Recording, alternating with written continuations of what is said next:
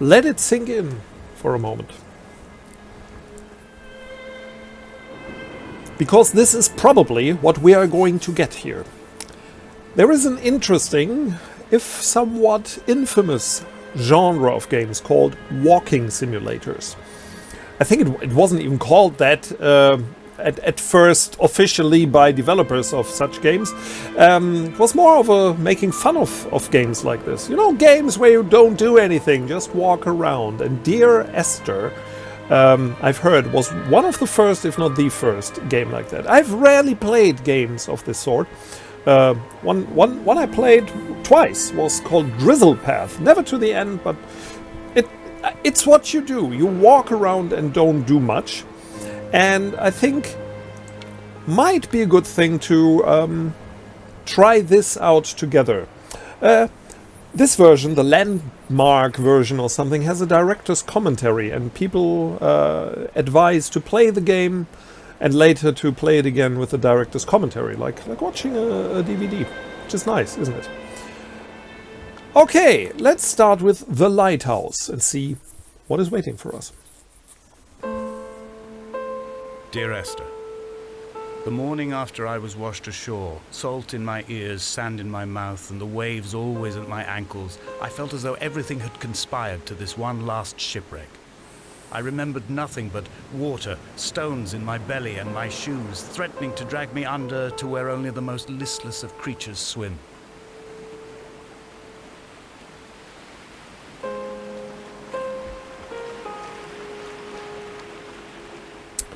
As you can see, I can look around and walk around. And it's definitely a narrative story. Drizzle Path, the one that I mentioned before, it's like a walking simulator with poetic dialogue, but no story, as far as I could see. I don't know if this has a story. I know it has a story. What kind of story, okay? The optics say it could be a horror story, of course. The music says it will be a kind of drama. Sad little tragedy, maybe. And interesting. Okay. Do you know enough about chemistry to tell me what this is? C2. It's too complicated. I have no idea. My channel's called Non-Gamer Gaming for many reasons, actually. One of the reasons here might be that people who don't play games, or don't play games often, or haven't played many games, will look differently at this experience here. Okay, what was... I thought it was a bat. No, but it was a bird, okay? And I crouched by myself. I didn't do that. It did it. Yeah, what I wanted to say is that this game has some negative reviews now. I think it was usually considered an absolute masterpiece at its time. And now it has started to gain some negative reviews. I think that has a lot to do with generations of gamers changing. The bird went here, so I will follow the bird. You know, I don't know when the game came out. I might put it in the comments or the description. It's an interesting thing, isn't it? When there were not so many computer games, like in the 1980s, everybody knew what games were like. You know, it was just like jumping and running and shooting, and 2D graphics and very simple thing. When new things came up, usually people welcomed that and said, "Oh, that's interesting," because there were so many. I mean, you can only play so many Pac-Man and Miss Pac-Man, Mrs. Pac-Man. Sorry, were they married? I'm not sure. Games before you get tired of it, and so there were games telling stories, but there weren't many games just doing environmental storytelling, right? Because the environment couldn't be represented very, very easily. And so I think older generations of gamers were very open for a game that... Oh, that's music! I thought it was like a horn of a ship or something. When you were born, your mother told me, a hush fell over the delivery room. A great red birthmark covered the left side of your face. No one knew what to say, so you cried to fill the vacuum. I always admired you for that you cried to fill whatever vacuum you found. I began to manufacture vacuums just to enable you to deploy your talent. The birthmark faded by the time you were 6 and had gone completely by the time we met, but your fascination with the empty and its cure remained. That is poetic, isn't it? Definitely. It's good writing. Up to this point, I'd say. Usually in games like this, you can find riddles, puzzles to solve. You know, like this. This looks like. This looks familiar, actually. I'm not quite sure what it means. I'm not the best person for riddles, puzzles, and narratives. Actually, I get so usually taken in by the mere looks and sounds and place and atmosphere that I rarely really follow stories. But I'll come back to that later, okay? Let me just finish up what I wanted to say about the gamers. I have found the ship's manifest, crumpled and waterlogged under a stash of paint cans. It tells me that along with this present cargo, there was a large quantity of antacid yogurt bound for the European market. It must have washed out to sea. God knows there are no longer gulls or goats here to eat it. I can't climb up here, obviously. Is this the end, actually? My feet are getting wet. Okay.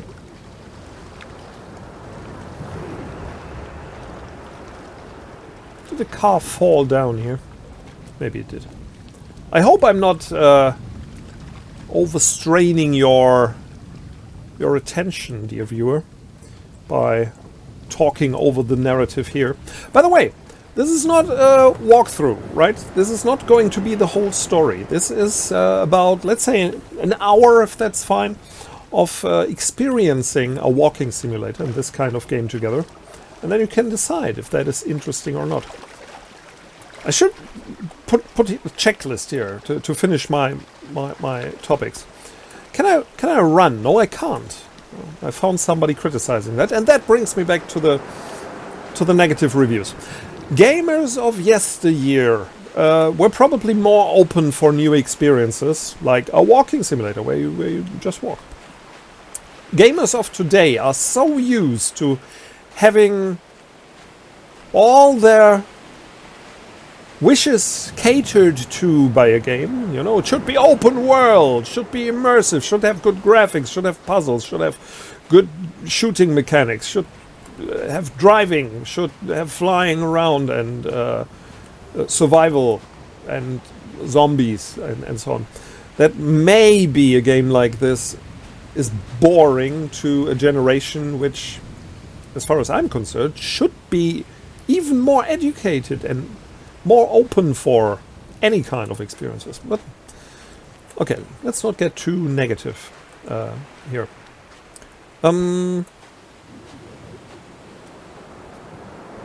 Let me just tell you. I mean, you can see for yourself.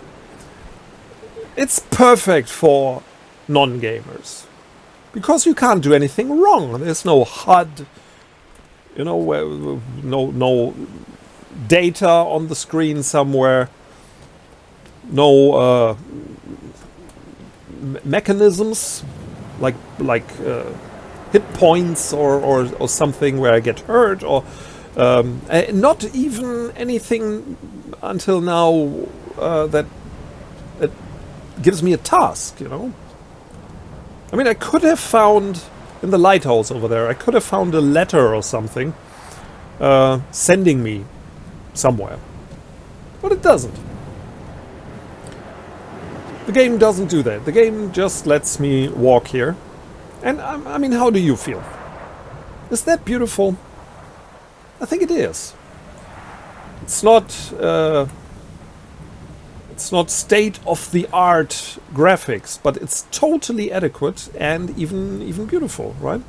It has this mix of could be like a realistic painting, photography. In any case, it could be like a TV show or a film. The light is wonderful, and these things usually are enough to amuse me, entertain me, sometimes even for me to enjoy immensely. I will make His book had not been taken out from the library since 1974. I decided it would never be missed as I slipped it under my coat and avoided the librarian's gaze on the way out. If the subject matter is obscure, the writer's literary style is even more so. It is not the text of a stable or trustworthy reporter. Perhaps it is fitting that my only companion in these last days should be a stolen book written by a dying man. Just wanted to say, I will definitely make one video or more about how to enjoy more complex games as walking simulators, believe it or not. You can play a game like Grand Theft Auto 5 or 4 and just walk around in it and enjoy it. And I will make a video about that. Maybe even more, because this is an underestimated When someone activity. had died or was dying, or was so ill they gave up what little hope they could sacrifice, they cut parallel lines into the cliff, exposing the white chalk beneath. You could see them from the mainland or the fishing boats, and know to send aid or impose a cordon of protection. Wait a generation until whatever pestilence stalked the cliff paths died along with its hosts. My lines are just for this, to keep any would-be rescuers at bay. The infection is not simply of the flesh. Okay, so you hear it. It's an active story and an inspired one, I would say, with some background knowledge. Don't know if it's true or not what is being said here, but the scraped off lines in the chalk, you know, signaling to ships.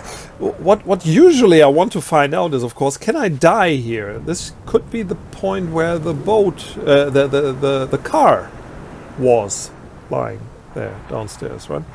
And it would take me one step now to find out if I can fall down, but I won't do it. Because it's luring me, right, to find out what the game can do. But instead, I will just accept this as an environment in which to move. And jumping down would be like, I don't know, if I was reading a book and suddenly I could sketch a picture into it, or change a line and change the whole story.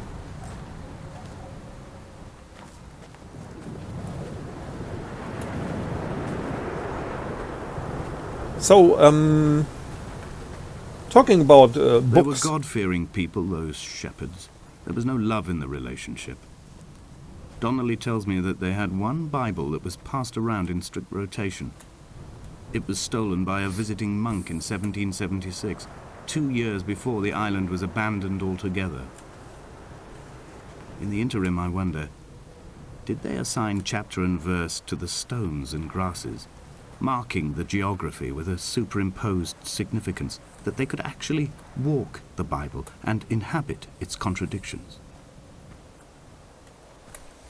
This is actually good writing, I would say. At least it's writing that doesn't bore me. I saw some negative reviews saying that it's like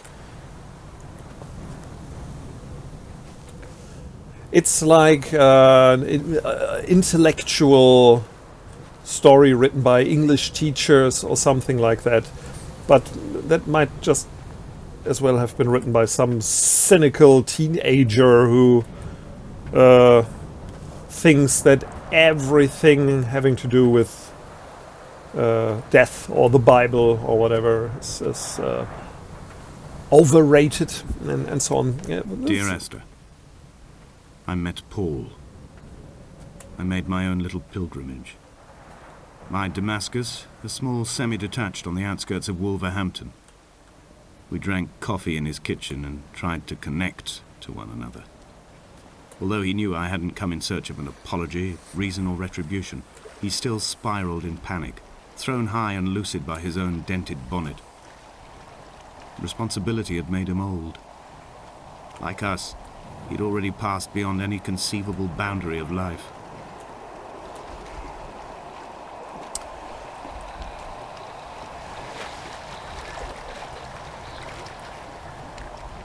I hear strange things here. I mean, I don't think this is a horror game, so I don't mind. I'm not waiting for some jump scare now. There's a lighthouse over there, and there's a towering lighthouse over there, and there's the ship that I crashed with. I don't know. I'm not following the narrative so much, but maybe you do, Givio. Just wanted to say, besides the words, which I like, and a lot of teenagers don't these days. I always think that... This hermit, this seer, this distant historian of bones and old bread, where did he vanish to? Why, asked the farmers. Why, asked Jakobsen. Why bother with your visions at all, if you're just to throw your arms up at the cliff and let it close in behind you and seal you into the belly of the island, a museum shut to all but the most devoted?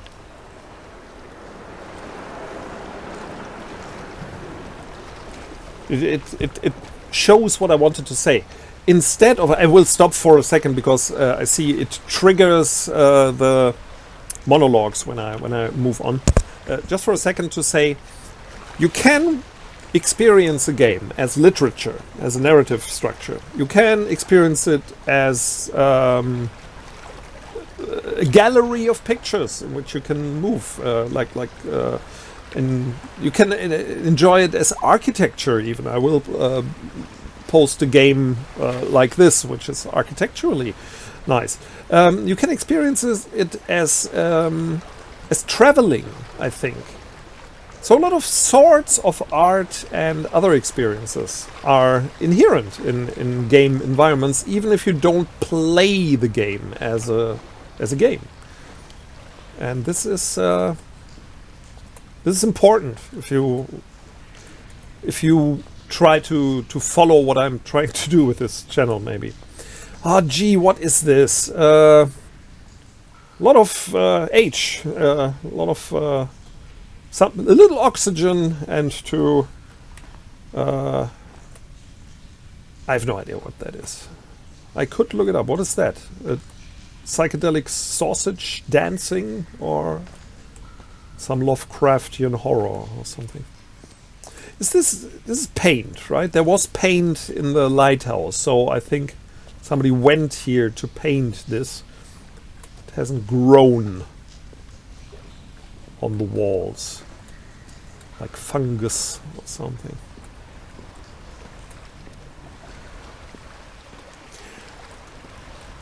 The fact that I don't follow narratives easily is really a personal thing of mine. I know many people do. I can't read novels easily because my mind goes wandering. And finally I get an idea of novels, but it takes interesting language to do that. And so for me, narrative structures of games are quite perfect because I can enjoy them without following the narrative. Sometimes in the middle of a game I find out, yeah, I'm really interested in the story, and then I can either catch up with it, you know, look somewhere, what did I miss before, or I can start again, which has happened.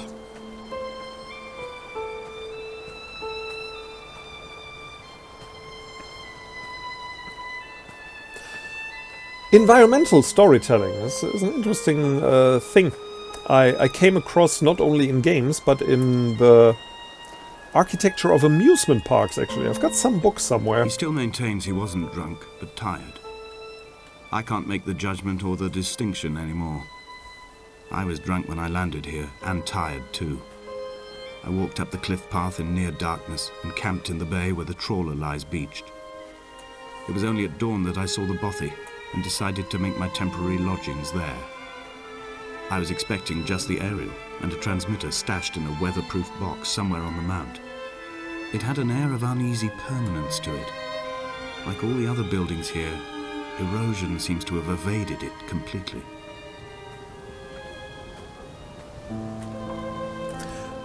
Environmental storytelling, amusement parks. When you create an amusement park with different rides and so on, usually the rides have themes, and the themes are presented in a way. Let's take Pirates of the Caribbean, not the movies, but the ride in Disneyland, Disney World, whatever. Here I have to be careful, don't I? Yes, yeah, and that's where the car was. You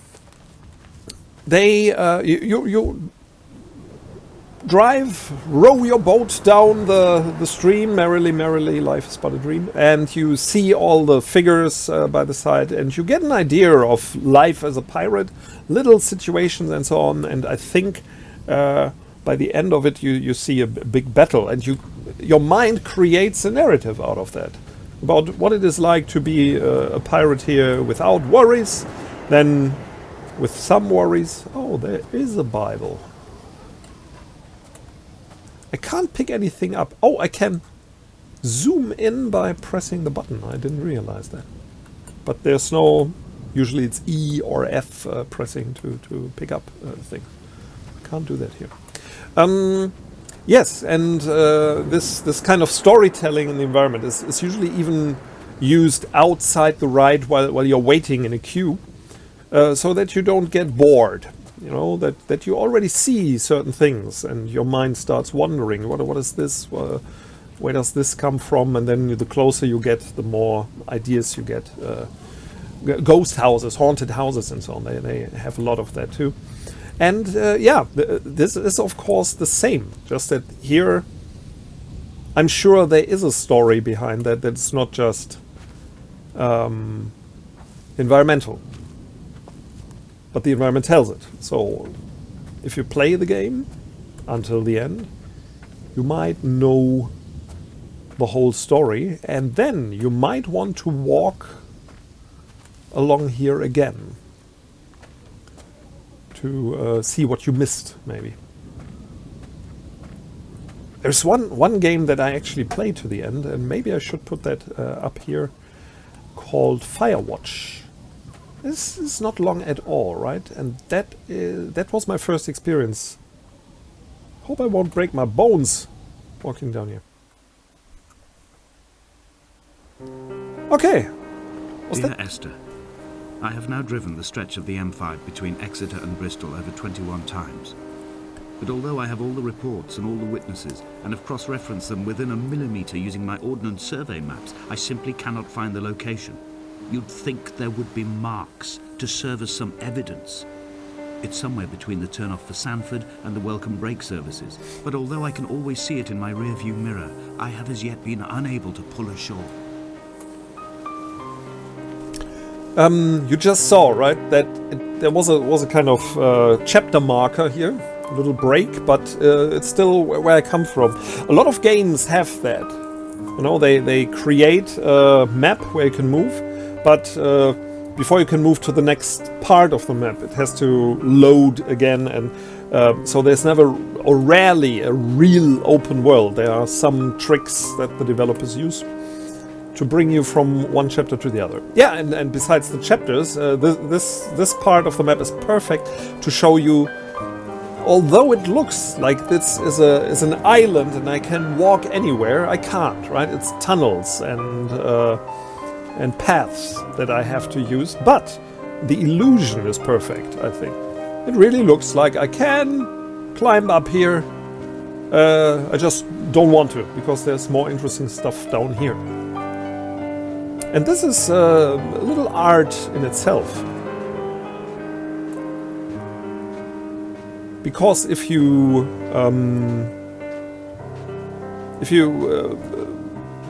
appreciate other kinds of art, like paintings and so on, or photography, it usually the academics will explain to you that the photographer or the artist controls your gaze, your view, and focuses it by certain tricks and things. And it's the same thing. You're just moving inside the painting here. See it this way, and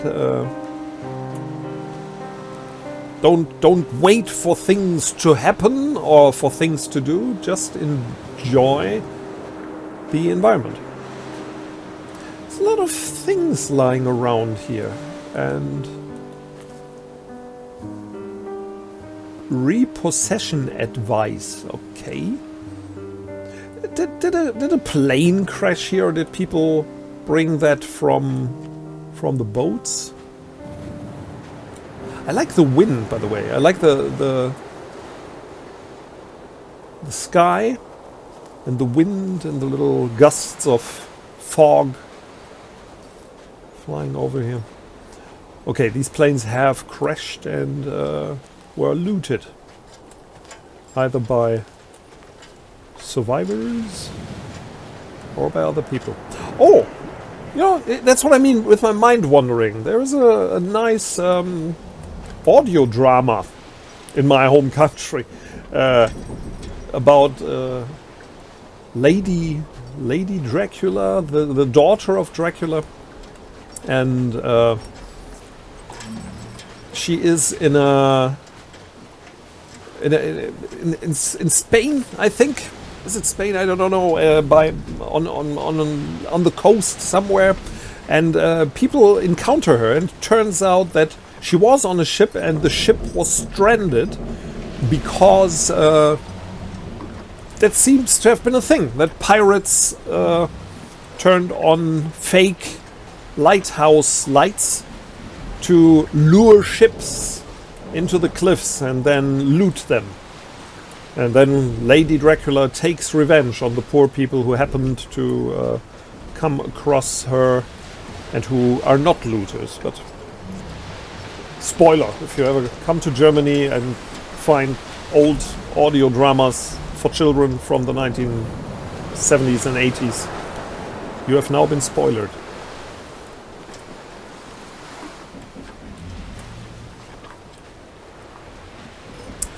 I've recently played a game called Death Stranding, which should be something like this.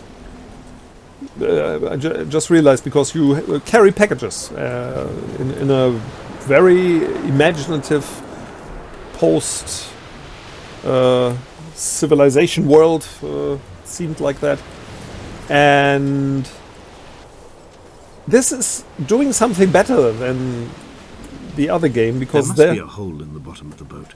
How else could new hermits have arrived?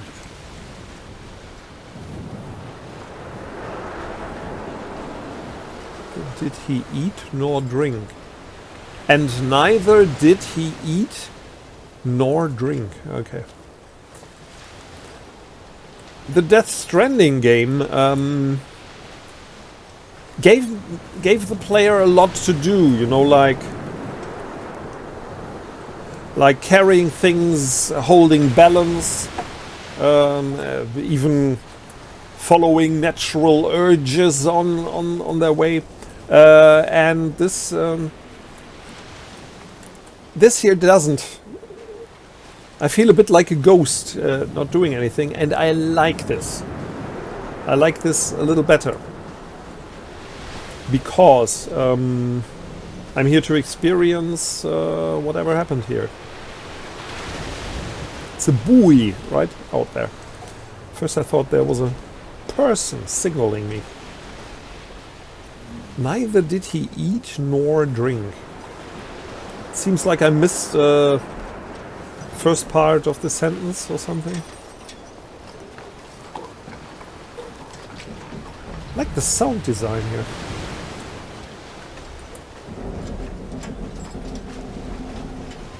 I'm a big fan of rusty metal structures like this. I grew up in an industrial town, and as a child I played a lot in industrial areas and old containers and so on. The smell of oil and chemicals and the feeling of rusty metal, so it's very familiar to me. I would like to lick it. Not really, no, but I would love to be some place like this again and run my hands over the textures or something. For some reason today there's not much of that going on. I can't enter the ship, I'm sure. I can't climb. Otherwise or jump, right? Otherwise I could climb and jump here. But neither space nor shift or whatever does that, and here, yeah, I can't use that to climb up. Okay. So I suggest let's move on, and I'm sure this is the point where some reviewers got angry at the game for not letting them run. Just like I did now. Of course, I can understand the urge to check out something that you missed and then run back quickly and come back again. But it's not what this game is about, right? You won't miss anything, I suppose, here. The most horrible thing that can happen in such games All night is... the boy has kept me lucid. I sat, when I was at the very edge of despair, when I thought I would never unlock the secret of the island, I sat at the edge, and I watched the idiot boy blink through the night. He is mute, and he is retarded, and he has no thought in his metal head but to blink each wave and each minute aside until the morning comes and renders him blind as well as deaf-mute. In many ways, we have much in common.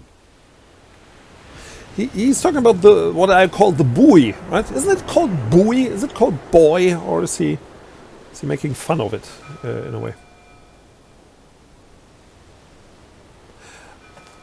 To finish my thought, I hope I keep up with them.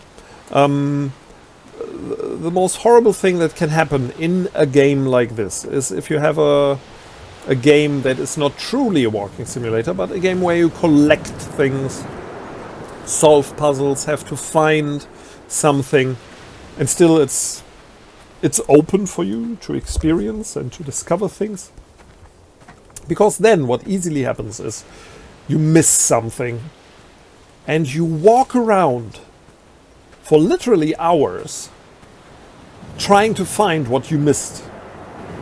And after these hours you check the internet for a walkthrough, and then you find it, and then if you can't run at least, or fast travel in some way, It's horrible, right? Let's say this game...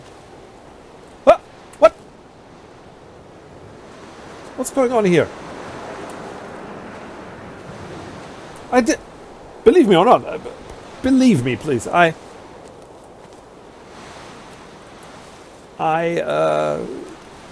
seem to have been pushed to the side.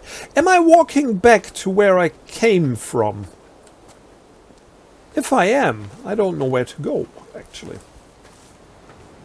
This is where I came from, right? Came from there, went down there. Yeah, so there's nothing to be found. Here. Just going to make sure, okay? If behind the next bend there is the little two rocks that I came down, then I know I have returned to the place where this chapter was born. Yeah. Shall we call it a day? Because it's not my intent to show you how to get bored of a game. It's more like to invite you to experience what it's like and what it can offer you. I would think that you can go up there, but maybe I'm wrong. At least I can try now to take a shortcut and see what happens if I would fall down or roll down the hill or something. So the only way left would be to the right. I think I went to the right. There was not much going on there, but maybe I missed something. Let's do this, and if I don't find any other way... I had kidney stones and you visited me in the hospital. After the operation, when I was still half submerged in anesthetic, your outline and your speech both blurred. Now my stones have grown into an island and made their escape, and you have been rendered opaque by the car of a drunk.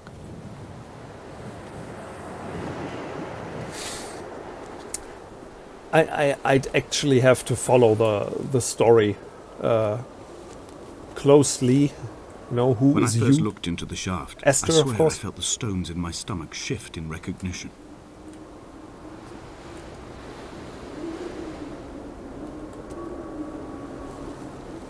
It's a, you know, it's luring me into this. You know, it feels like I should try see what happens if I fall down there. Do I have to start the game again?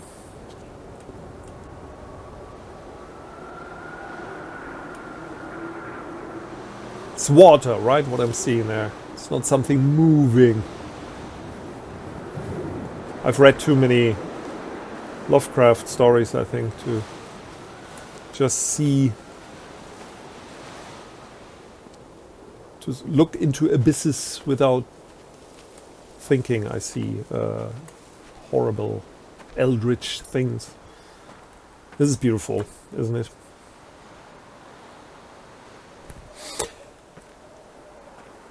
I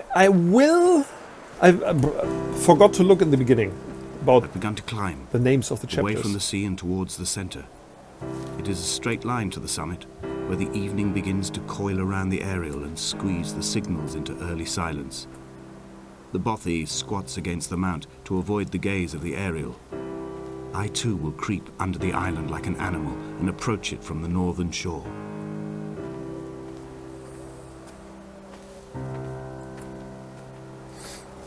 This here reminds me of a story I wrote, actually, which ended at the house of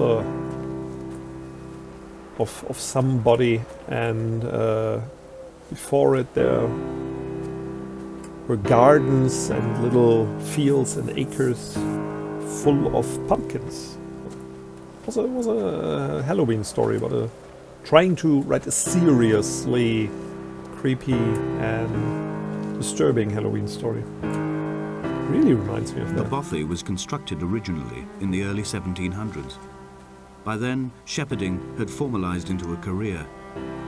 The first habitual shepherd was a man called Jakobsen, from a lineage of migratory Scandinavians. He was not considered a man of breeding by the mainlanders. He came here every summer whilst building the bothy, hoping eventually that becoming a man of property would secure him a wife and a lineage. Donnelly records that it did not work. He caught some disease from his malcontented goats and died 2 years after completing it. There was no one to carve white lines into the cliff for him either.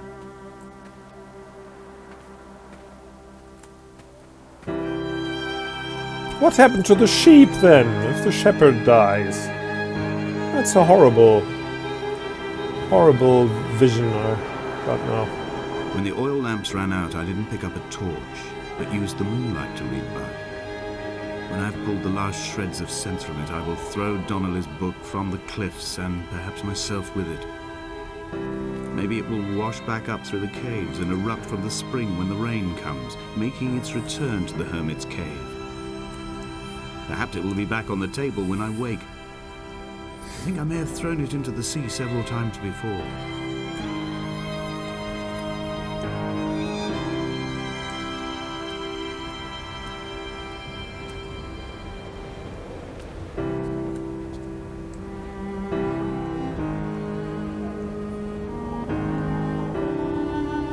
Okay,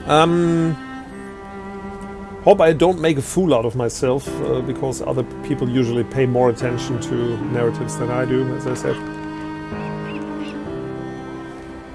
Is the bird showing me the way? That would be charming, actually.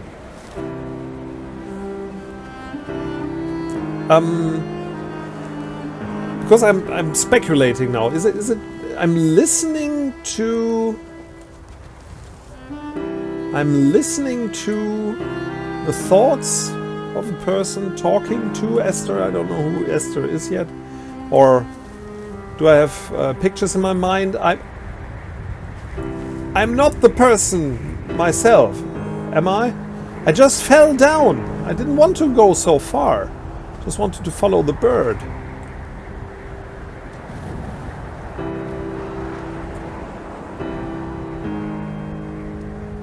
Okay, but I'm not dead. Would I be dead if I dropped down here? Doesn't look...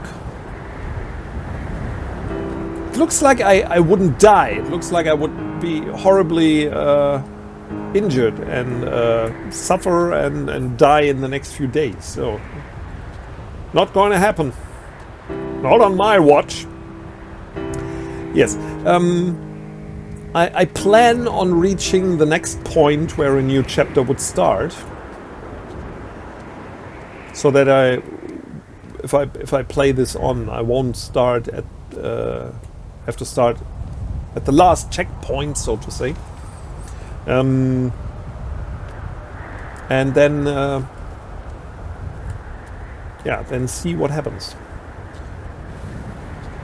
Of course, I don't know if this takes another hour to reach and where to reach. I actually thought it might be the house we just saw where a new checkpoint starts. That wasn't the case, obviously. Something was burned here, obviously. Ah.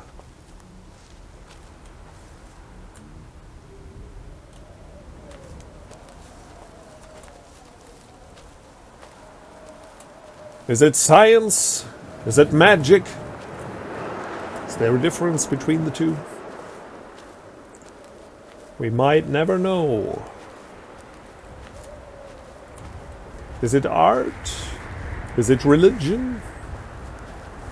Is there a difference between the two?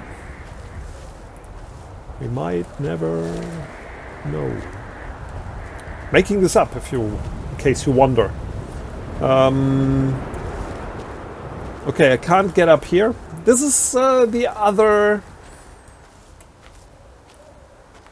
thing that can be annoying. If you see, you can or could, in reality, just jump up a rock like here, but it doesn't allow you to do it. I don't want to go down there again. Up there! There's something to be found. I can see it. But I think I have to follow the path somewhere.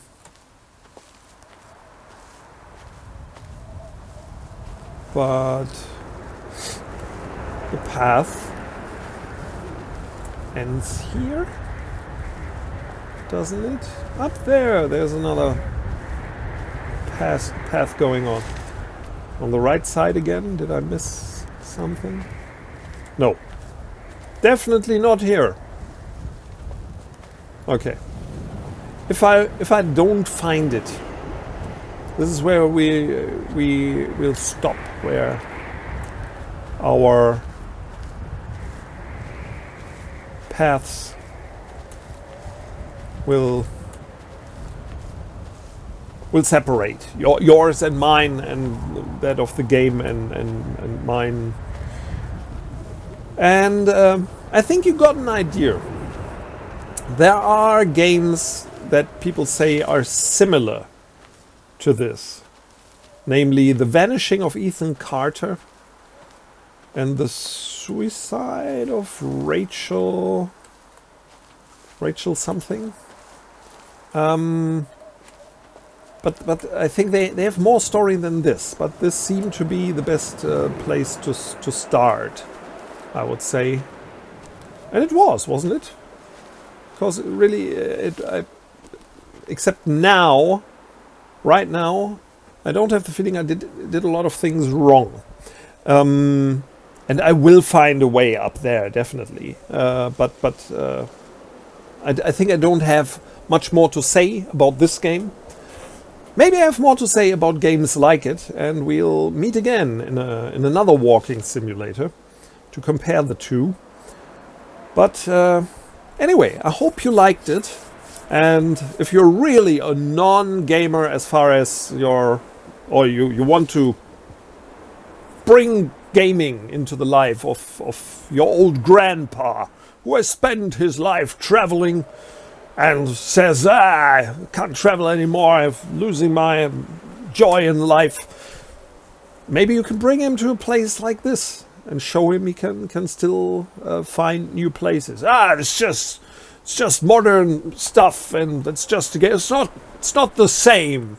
That's what people always say. Yeah, it's not the same, and you won't have the same, old man, because you can't walk anymore, or at least not good enough to find a place like this. But besides that, you can find places that don't exist, and maybe in another episode I will talk about the question if it's really so different, if it's really that important yet that your feet have touched the ground and your lungs have breathed the air of these real places, or if it's enough that your eyes and your soul has been to places like this, and that in the end, when life is over, you will find that you have been to these places. And that might have been a good thing.